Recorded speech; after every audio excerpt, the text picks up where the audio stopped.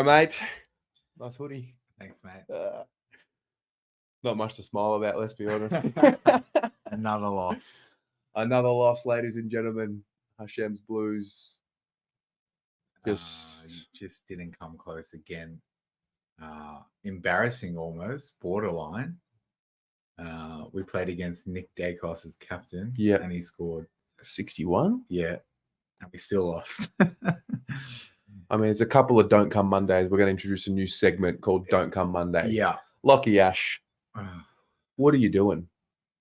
Don't come Monday. No. Have a nap. 18. Just disgusting. No words on that. Jai Newcomb. I mean, we can go through it quickly. We can go through it quickly. Get it up. Share it over If here. there's even a point. If there's even a point. I mean, just to give you all a bit of context as to what's going on. It's a bit of a disaster.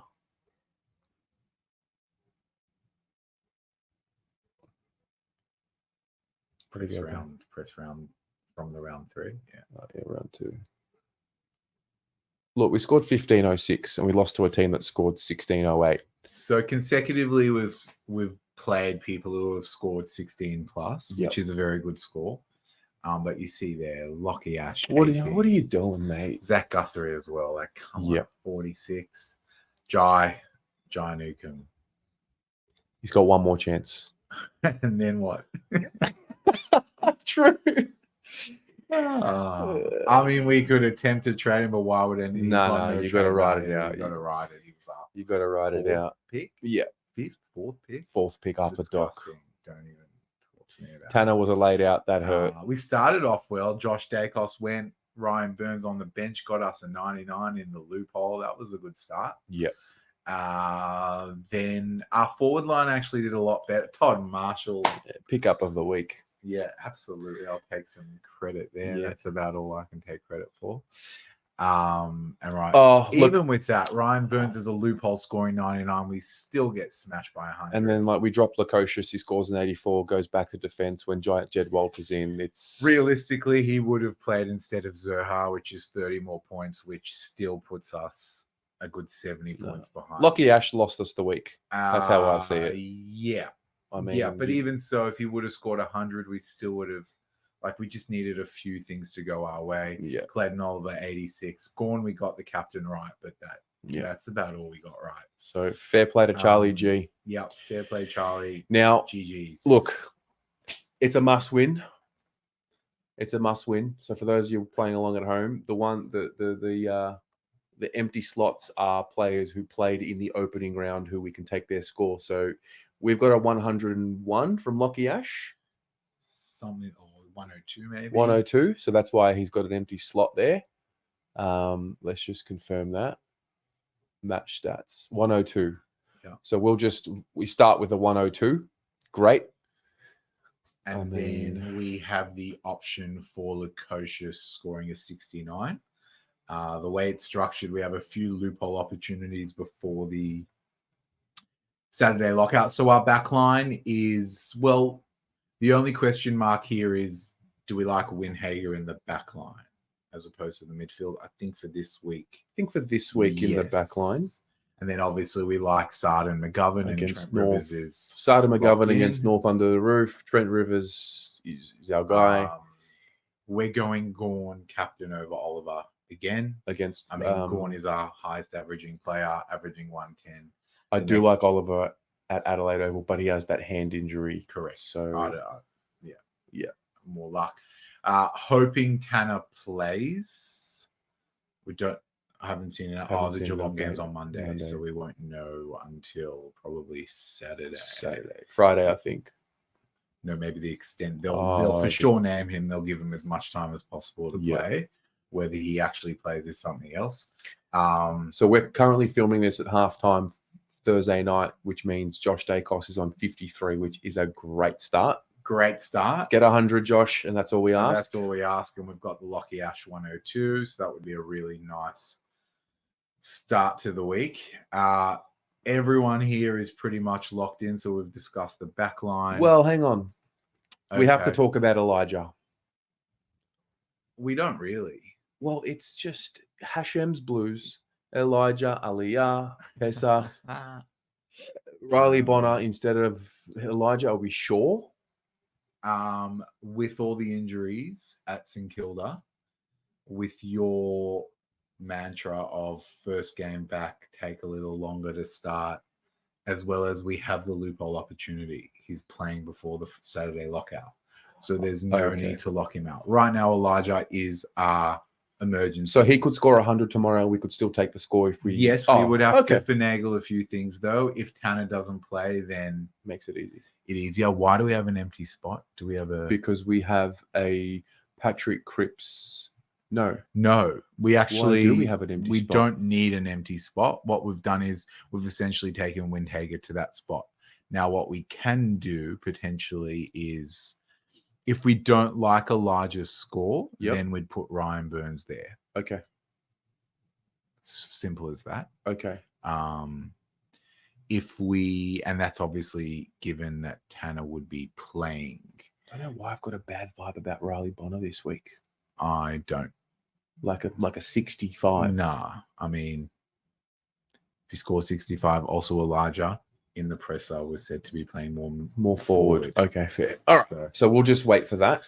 It would just be silly to start him. Let's just see how he goes. We've got him in the squad. Let the records show that I pushed hard for Elijah. Yeah. I mean, we still got him as a loophole. We still have him as a loophole. It's not like we're not. Yep. We're not. I'm just excited to see him in the fold. Yes. I'm very excited. Yeah. He will make or break our midfield for the rest of the year, really, because we've lost Doc. Big time.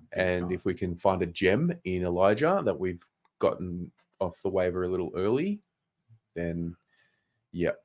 Let's talk forward line. We're not taking Jack Lukosius's. Well, we could take Jack Lukosius's 69 from opening round, but again, we have the opportunity to loophole Zerha again with Max King, because Max King is non-scoring. Yeah. So if we like Zerha's score from Friday, Max King will go in the empty spot on the field. If we don't like Zerha's score, then Lukosius will just play. Okay, and that's locked in. The question mark is about the starters. I'm happy we have to back Brad Hill, especially with. No, I'm fine with that. Yeah, I think Jamara playing against the Eagles, playing Todd Marshall against at home against Melbourne. Finlayson's a question mark. He also hurt his elbow at the end of the game last week, but he's obviously been named. The only and they are playing Melbourne without Stephen May, but Lever is named. So why don't we do Lewis over Finlayson? Lewis. Well, that is the question of the round, really. Who's going to score more, Finlayson or Hawthorn Lewis? Hawthorn are playing Geelong on Monday. Lewis does like to play in that game. Hawthorn like to play well in that game. The weather is, I actually saw is a little bit of rain on Monday. Is there? A little bit in the morning. Maybe that's changed since yesterday. Monday, 25 degrees. Precipitation will happen late at night. Is it 35%? What about at 6 a.m. there? Like 20% chance. Whatever. I think that's pretty much the question. They need to respond and play well. They've been hammered a bit, Hawthorn. I think Newcomb will play well. Lewis, it's Lewis or Finlayson. I don't even want to talk about Newcomb. He's going to have to do it. And so it is Finlayson or Lewis. What's your gut telling you? I think it's Lewis. I think Lewis hasn't done enough to warrant the selection right now. We've watched a bit of Hawthorn this year, and he just a little bit behind the 8 ball. Played against the D's. Tough opposition. Played against the Bombers, 57. It's not terrible. He's usually a pretty good quick kick. I think the third game back, like he's not having one shot on goal. He's got to kick 2 or more this week. Listen, who's he playing on? DeConning? Yeah, DeConning, College Jasny. Who else they play down back? He's Tom Stewart floats. I mean, Hawthorn are going to lose. Not to say that Port won't. I mean, Melbourne do have a Port in Adelaide. Port in Adelaide is Finlayson does chop out as well. Yep, does play a bit of ruck. I would, based on let's look at our opposition. I mean, yeah. The Pelicans. So go to league overview. I'll tell you now, There you if go. we lose to this team, I'll be flat. Flat. This team, with all due respect, is at the bottom of the ladder. Mm-hmm. Obviously, he's got Jack Viney, but he doesn't have him as captain for. Who is his captain? Nick Martin. Nick It's Martin. not a bad show. Against St Kilda. Who knows? Yeah. It's really hard to say. He's obviously got Brody Kemp, who's been dropped. Yep. And he doesn't have a backup on his bench. So his midfield, let's just go through quickly from defense. Bailey Dale, solid. Jack Sinclair will probably score about 100. Liam Baker, you never know. And Judd McVee's good for a 60, 70. So no one really of worry there. In the midfield, he's maybe got Holmes, Martin, and Viney who can put up. He's got Parrish. Is back. Okay. So it's something to be a little wary of in the midfield. Soldo as his ruck. And then his forward line gets pretty weak. Young Ollie Dempsey, McLean. Dempsey, You picked up McLean off the waiver. Yeah, he did. Jake Stringer. Very up and down players. Not to say that our forward line's much better. Gorn on Soldo, you're back in Gorn. Yeah, 100%. So Gorn is our captain. That's locked in. And also, he's a bit wounded because he's got Guthrie and Parker. He drafted injured. that way, though. That was his choice. It's not like they went down after he drafted them. He chose to do that. True. DeGoey may not be a bad thing. He's a loophole DeGoey tonight. Yep. And Answorth. And who was the other one? Mason Cox. So, yeah, I don't know what he's going to do about his defense because unless he's going to have a non-scoring defender, which I doubt, he's going to have to drop someone. Yeah. I just like, on paper, it looks like we're going to win, in my view, but maybe that's the bias. But I think we've kind of said that the last couple of weeks and we've lost. So we need to... Maybe it's the podcast, mate. Maybe it's the Gibberfish. No. Actually, you know what? We're winning this week. Yeah, we're winning this week. I have no doubt in my mind we're winning. A bit of glory restored. Yep. But we can't get... It's a long season. Yep. We made the decision not to pick anyone, not touch the waiver. There were a few tempting options. Isaac Quainer was one. Yes, Quainer and Hayden McLean because we don't have a backup ruck. But we stuck to the game plan and we did not pick anyone. Well, we decided with the Hayden McLean, if Gorn goes down, that's the only time we're not playing him. And if he goes down, we're dead anyway. Yeah. So that is it. So I think let's just go back quickly. Finlayson over Lewis over Finlayson. That's pretty much the decision of the day. We will just wait for the weekend's news to come. There may be something on Finlayson.